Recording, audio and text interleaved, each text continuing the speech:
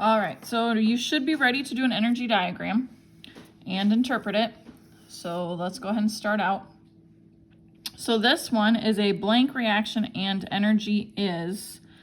So is this going to be endothermic or exothermic? Well, because our energy is lower, it's releasing energy. Energy is released.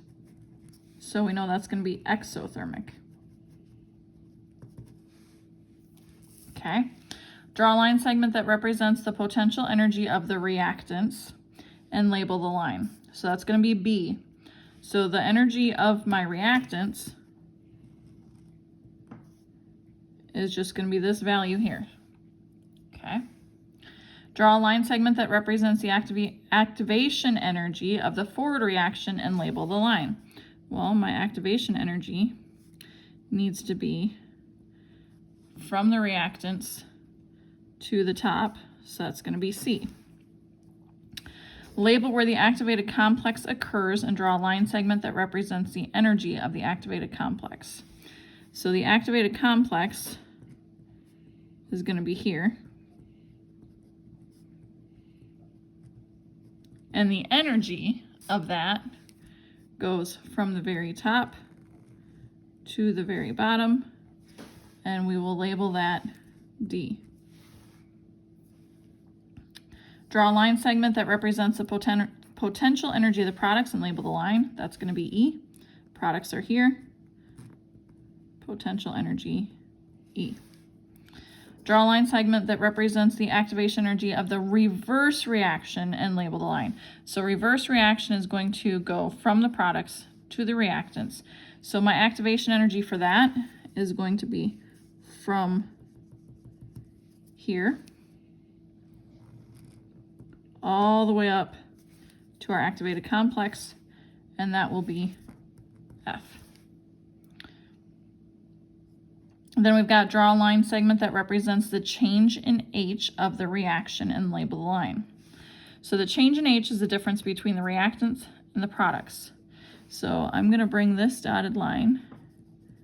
It's probably not perfectly straight, but you get the idea. So this is representing the products. So my change in H is going to be here, and I'm going to label that G. If you want to label it change in H, that's fine too. I'm just labeling them the numbers or the letters that are going with them.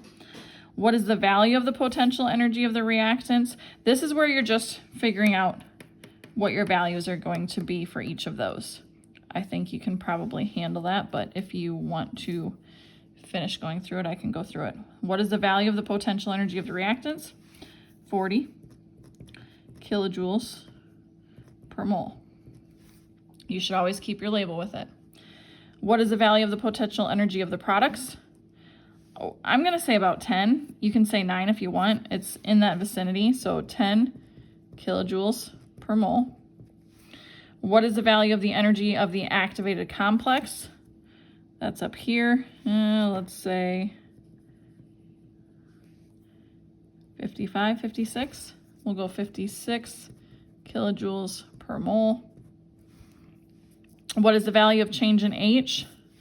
Well, if we have 40 minus 10, we're going to have 30. And describe why the shape of the energy curve helped you to answer question A. Well, because it ends up down further than what it starts, we know that it's releasing. I'm not going to have you wait for me to write all that, but the shape, because it ends lower, that's what we're looking at. So you should be able to complete this one on your own.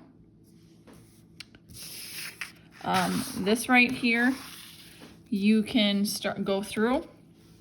It is going to ask you to look at this reference sheet. If it's not attached, you can Google search for this reference sheet, but hopefully I have it attached in Google Classroom for you.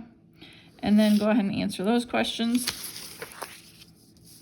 And on the back, you can go ahead and answer those. There shouldn't be anything else that you need assistance with. You should have all the terminology that you need for this.